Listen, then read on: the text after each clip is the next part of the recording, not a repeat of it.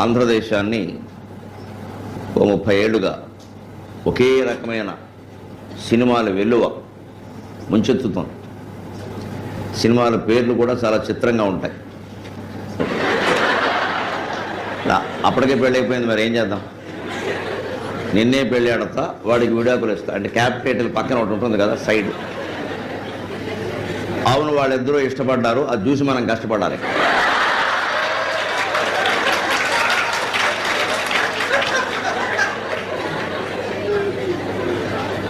అన్నవరం తమ్ముడు శాపం అవుతాడు కదా. ఇంకా కొంచెం ఇష్టం, కొంచెం కష్టం. అంటే సినిమా చూడాలని కొంచెం ఇష్టం, పూర్తిగా చూడడం కష్టం. ఇవన్నీ చూశాక నాకు ఒక అనుమానం వచ్చింది. మీరు కూడా సినిమాలు చూస్తారా? ఏదో అవధానాలు అంటున్నారు, రామాయణ భారత ప్రవచనాలు అంటున్నారు, భక్తి టీవీలు అంటున్నారు, ఆధ్యాత్మికం అంటున్నారు, విదేశాలు తిరగడం అంటున్నారు. మీరు సినిమాలు చూస్తారంటే నేను మరీ ఎక్కువగా సినిమాలు చూడను. వారానికి 5, 6, మిగిలిన 2 రోజులు ఇలా ఖాళీగా ఉంటుంది. ఈ 2 రోజులు కూడా ఈ సభలు లేకపోతే ఈ పాటికి ఇంకా సినిమా హాల్లో ఉండాల్సిన మాట. చాలా సినిమాలు బాకీ ఉండిపోయినాయి. ఈ మధ్య వారం రోజులు బట్టి నిర్మాతలు గొడవ చేయడం వల్ల చాలా చూడలేకపోయాం, హాళ్ళన్నీ మూసేశారు. ఇవన్నీ చూశాక నాకు ఒక అనుమానం వచ్చింది. ఈ సినిమాల్లో కానీ మన లోకంలో కానీ అనేక రకాల అనుబంధాలు ఉన్నాయి, ప్రేమలు ఉన్నాయి. లోకంలో లేనిదే సినిమా వాళ్ళు చూపించరు. సినిమా వాళ్ళు చూపించడం వల్ల లోకంలో కొత్తగా కూడా కొన్ని వస్తున్నాయి, లేనివి కూడా నేర్చుకుంటున్నాం మనం. మొత్తం మీద లోకానికి చిత్రానికి చాలా అనుబంధం. ఇందులో అన్నదమ్ముల ప్రేమలు ఉన్నాయి, అప్పచెల్లెళ్ళ ప్రేమలు ఉన్నాయి, మిత్రుల ప్రేమలు ఉన్నాయి, భార్యాభర్తల ప్రేమలు ఉన్నాయి, ప్రేయసీ ప్రియుల ప్రేమలు ఉన్నాయి. అవి ఎక్కువ ఉన్నాయి.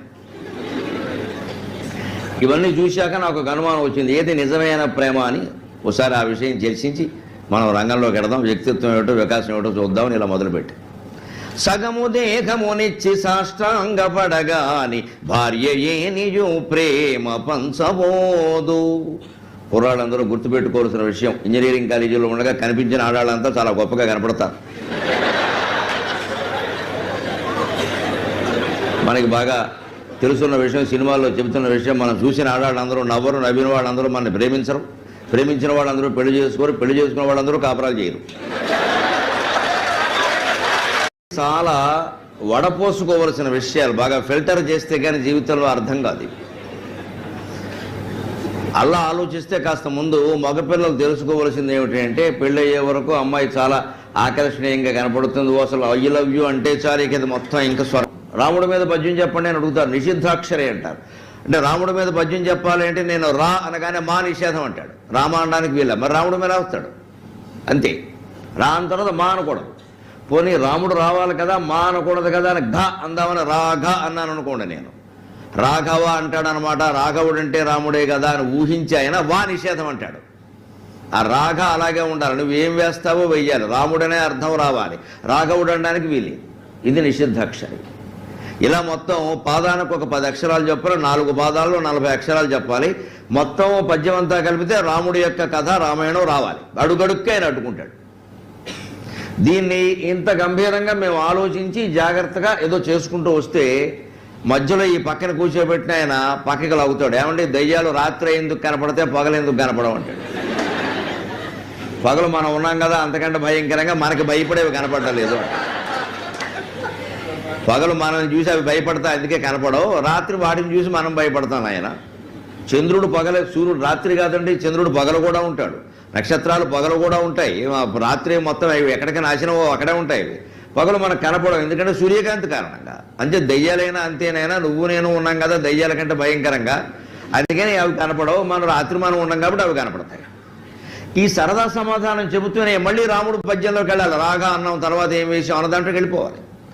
అందులో ఓ ప్రశ్న అడిగారు సరదాగా, ఏమంటే ఆడవాళ్ళకి పెళ్ళైతే మంగళసూత్రం ఉంటుంది, ఇదివరకు ఉండేది లేండి, ఇప్పుడు ఉండలేదు, అది కూడా ఫ్యాషన్ కింద. ఇప్పుడు మంగళసూత్రం అంటే రోజుకో మంగళసూత్రం. ఆకుపచ్చ చీర కడితే ఆకుపచ్చ గొలుసు, ఎర్ర చీర కడితే ఎర్ర గొలుసు, తెల్ల చీర కడితే తెల్ల గొలుసు. ఎప్పుడైనా శ్రావణ మాసం వచ్చినప్పుడు మంగళవారం శుక్రవారం సెంటిమెంట్ కాబట్టి మంగళసూత్రం వేసుకుంటారు, బాగుండదని నోము లేదు. అంతవరకు ఆ మంగళసూత్రాన్ని ఎక్కడెక్కడో పెడతారు. ఒక ఆవిడ చాలా తెలివిగా ఫ్రిడ్జ్లో పెట్టింది మంగళసూత్రం. ఎందుకంటే మా ఆయన 10 కాలాల పాటు చల్లగా ఉండాలండి, అందుకని.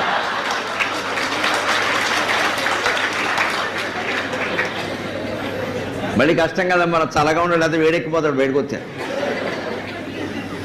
అని. ఆడవాళ్ళకి పెళ్ళైతే గుర్తుగా మంగళసూత్రం ఉంటుందండి, మగవాళ్ళకి పెళ్ళైతే ఏముంటుంది అన్నారు. పెళ్ళైతే గుర్తుండాలి కదా, మరి ఆడవాళ్ళకి గుర్తుగా మంగళసూత్రం ఉంటుందండి, మగవాళ్ళకి ఏముంటుందన్నారు. ఏడుపు మొహం ఉంటుంది చూసుకొని చెప్పాను. సభలో కూర్చుని ఎన్ని జోకులు వేసినా నవ్వకుండా ఏడుపు మొహం పెట్టుకున్నాడంటే వాడికి పెళ్ళై 10 ఏళ్ళు అయిందని అర్థం. ఇక నవ్వడు ఆ ముహూర్తం అందుకే పెట్టారు. అందుకే పెళ్లి కాకముందు ప్రేమలో పడేటువంటి మగపిల్లలు ముఖ్యంగా దృష్టిలో పెట్టుకోవలసింది, సగము దేహమునిచ్చి సాష్టాంగపడగాని భార్య ఏనియో ప్రేమ పంచబోదు. పెళ్లి కాకముందు సరదాగా తిరిగినట్టుగా ఉండదండి సంసార జీవితం, దాంపత్యం. వాళ్ళ ఆశలు వాళ్ళకుంటాయి, వీళ్ళ ఆశలు వీళ్ళకుంటాయి. ఎవరిని అనడానికి వీల్లేదు. ఎవరు తక్కువ కాదు, ఎవరు ఎక్కువ కాదు, ఎవరు ప్రత్యేకించి మోసం చేసేవాళ్ళు కాదు, మోసంలో పడేవాళ్ళు కాదు. అవకాశం వస్తే ఎవరైనా చేస్తారు, అమాయకులైతే ఎవరైనా పడిపోతారు. సగం దేహం ఇచ్చి సాష్టాంగ పడినా సరే తర్వాత కాపురం సక్రమంగా ఉంటుందని చెప్పలేమమ్మా. 50 ఏళ్ళు వచ్చినా గొడవలు వస్తూనే ఉంటాయి. అలాగే ఆడపిల్లలు కూడా చాలా జాగ్రత్తగా ఉండాల్సిన విషయం. అడుగడుగున పడి మడుగులు తినగాని పతిదేవుడు ప్రణాసాష్టాంగ భావమిడడు. అడుగడుగున పడి మడుగులు తినగాని పతిదేవుడు కటాక్ష భావమిడడు. ఈ భర్త అనేటువంటి వాడు పెద్ద మనిషికి అడుగులకి మడుగులొత్తే సేవలు చేసేవారు. నిన్న మొన్నటి వరకు అలాగే చేసేవారు, ఇప్పుడు అలాగే చేస్తున్నారు. భర్త భర్త భర్త అని మొగుడు పిల్లల కోసమే కదండి. చదువులు మానేసి, ఉద్యోగాలు మానేసి, అన్నీ మానేసి సంసారాలకు అంకితం అయిపోయి ఉన్న తల్లులు ఎంతోమంది ఇక్కడ పిల్లలందరికీ ఉన్నారు. వాళ్ళ కష్టం ఫలితంగానే మీరు ఇక్కడ చదువుకుంటూ ఉన్నారు. నిజం చెప్పాలంటే ఈ దేశంలో ఎంతోమంది స్త్రీలు ప్రాచీన కాలంలో చదువు మానేయడం వల్లనే ఈ దేశంలో మగాడికి ఆడాళ్ళకి భేదం లేకుండా అందరికీ చదువు వచ్చింది. వాళ్ళు మానేసి మనకు వచ్చేలా చేశారు, వాళ్ళు త్యాగం చేశారు మన కోసం. మా అమ్మగారు 3వ తరగతి చదివి మానేసింది. ఆ వయస్సులో ఆవిడకి 3వ తరగతితో మానేసింది. 9 ఏళ్ల వయస్సులో పెళ్ళయింది మా అమ్మగారికి. మా నాన్నగారికి అప్పుడు 11 ఏళ్ళు. అప్పుడు అలాగే జరిగేవి పెళ్ళిళ్ళు. 3వ తరగతి చదివి మానేసింది ఆవిడ. కానీ 9 మందిని కంది ఆవిడ సంతానం. 9 మందిలో నేను 9వ వాడిని, లాస్ట్ అండ్ ఫైనల్. నన్ను కూడా 300 అష్టావధానాలు, 100 శతావధానాలు, 1 సహస్రావధానం చేసి ఇలాగ 500 మంది విద్యార్థులు కాకుండా 1000 మంది విద్వాంసులు కూర్చొని ఉంటే వాళ్ళు అడిగినటువంటి పద్యాలు 1000 పద్యాలని 20 రోజుల్లో 4 వాయిదాల్లో రోజుకు 1 పాదం చెప్పను. మొదటి రౌండ్లో అందరికీ 1000 మందికి 1వ పాదం మాత్రమే. మళ్ళీ 5 రోజుల తర్వాత 2వ ఆవృత్తి వస్తుంది, 2వ రౌండ్, సెకండ్ రౌండ్. దాంట్లో ఎవరు లేచి నిలబడతారు ఊరికే, మీ పేరు ఇది, మీరు అడిగిన పద్యం ఇది, నేను చెప్పిన పాదం ఇది అని మొదటి పాదం చెప్పి మళ్ళీ 2వ రౌండ్లో 2వ పాదం చెప్పాలి. అలా 10 రోజులు అయ్యాక 11వ రోజున 3వ రౌండ్ మొదలైనప్పుడు 2 పాదాలు పాదం అప్పగించి 3వ పాదం చెప్పాలి. మళ్ళీ 15 రోజులు అయ్యాక 3 పాదాలు ముగించి అప్పగించి 4వ పాదం చెప్పాలి. ఇలా 4, 5, 20 రోజుల్లో 1000 మందికి 1000 పద్యాలు పూర్తి చేసి 21వ రోజున 1000 పద్యాలు ఎక్కడ పుస్తకం చూడకుండా, సెల్ ఫోన్ లేకుండా, స్మార్ట్ ఫోన్ లేకుండా, కంప్యూటర్ లేకుండా కేవలం బుర్రలో పెట్టుకుని 1000 పద్యాలు అప్పగించాలి. అలా అప్పగించగలిగిన ధీశాల కింద 3వ తరగతి చదివిన మా అమ్మ నన్ను తయారు చేసి,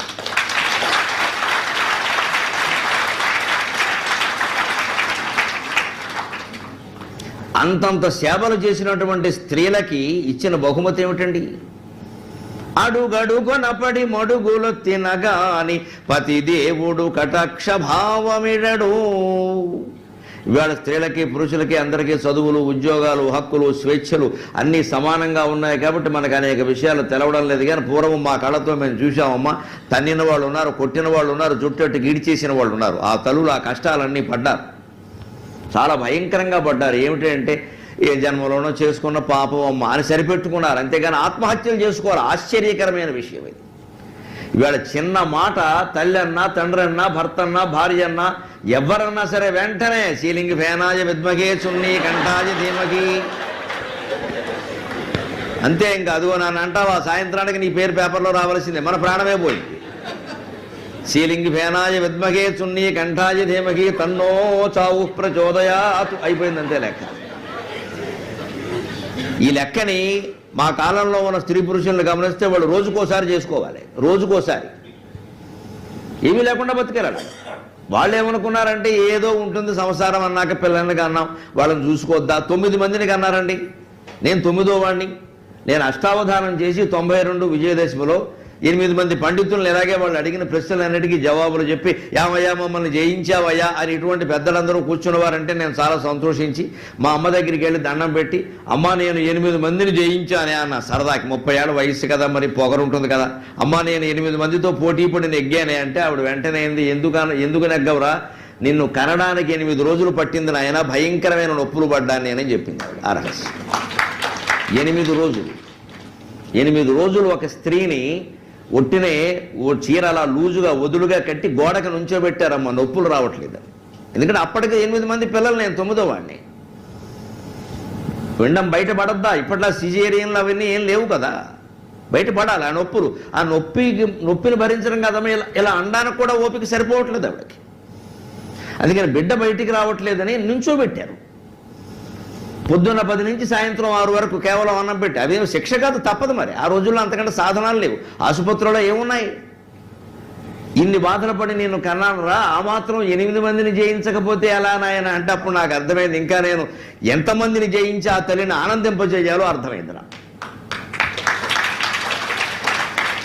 అందుకని నేను అష్టావధానాలు శతావధానాలు చేసుకుంటూ వెళ్ళి 100 మందిని కూడా జయించి 2 రోజుల్లో 3వ రోజున 100 పద్యాలు అప్పగించి 1000 మందిని కూడా జయించి 21వ రోజున 1000 పద్యాలు అప్పగించిన రోజున 96 మేలో నేను చేస్తే నాకు 40 ఏళ్ళు వయస్సు కూడా లేనప్పుడు నా తల్లి ఎదురుగా ఉండి చూసి బహుశా భగవంతుడు నన్ను బతికించింది ఇందుకోసమేరా అంది ఆవిడ నిన్ను నన్ను బతికించింది ఇందుకేనాయరా ఈ మహావైభవాలు చూడడానికి ఈ మేధాశక్తి ఎలా బయటపడుతుందిరా నేను 8 రోజులు గోడకు నుంచోకపోతే ఈ మేధాశక్తి ఎలా బయటపడుతుంది ఒక పండితుడు లోకానికి ఎలా అందుతాడు మామూలుగా పైనుంచి దిగుతారా కింది నుంచి పేర్కొంటూ వస్తారా సాధ్యం కాదే అని అందే అంత కష్టపడ్డారండి అటువంటి ప్రేమలు ఈరోజు ఉన్నాయా దయచేసి ఆలోచించండి మీరు పిల్లలైనా సరే పెద్ద మనసుతో ఆలోచించండి ఎంత సేవ చేసినా మీ భర్త మిమ్మల్ని ప్రేమిస్తాడనే నమ్మకం ఉందా పొద్దున్న 5 నుంచి రాత్రి 9 వరకు ఈ మగాడనే పెద్ద మనిషికి రేపు మీరు సేవలు చేస్తే వీడు ఊ అంటాడో ఆ అంటాడో ఇంకెవరికైనా ఊ అన్నాడేమో మనకేం తెలుసునమ్మా వీళ్ళ ఎవరి ఫోన్లు వెతికినా భూమండలం అంతా కనపడుతుంది అందులో అందుకే ఒకరి మీద ఒకరికి నమ్మకాలు లేవు ఏమో అందులో ఏమున్నాయో రాత్రి 11 గంటలకు పడుకుంటాడు పిల్లడు 11 అయినా పడుకోడు కాలేజీకి రాడు పడుకోడుగా తల్లిదండ్రులకు నిద్ర వస్తూ ఉంటుంది పడుకుంటే వీడు ఏం పంపుతాడో ఏం మాట్లాడతాడో ఏం చూస్తాడో టీవీలో ఒక బెంగ అందుకని ఏం చేస్తాడు పడుకోరా అంటే పడుకుంటాడు దుప్పటి కూడా మూసికెడతాడు కానీ తర్వాత ఓ పావు గంటకు చూస్తే ఆ దుప్పట్లోంచి ఒక దివ్యకాంతి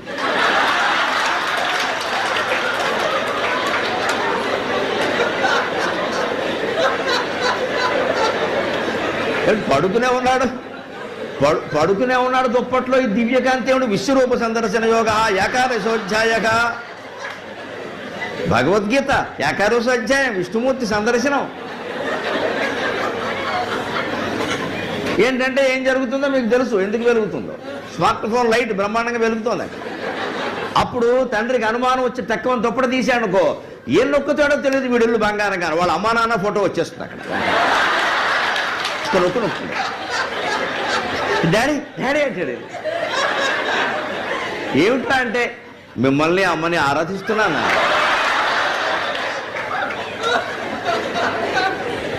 అదేమిట్రా దుప్పట్లో ఆరాధించాలా దీన్ని దుప్పటి ఆరాధన అంటారమ్మా కార్తీక మాసంలో చేస్తే మహాపుణ్యం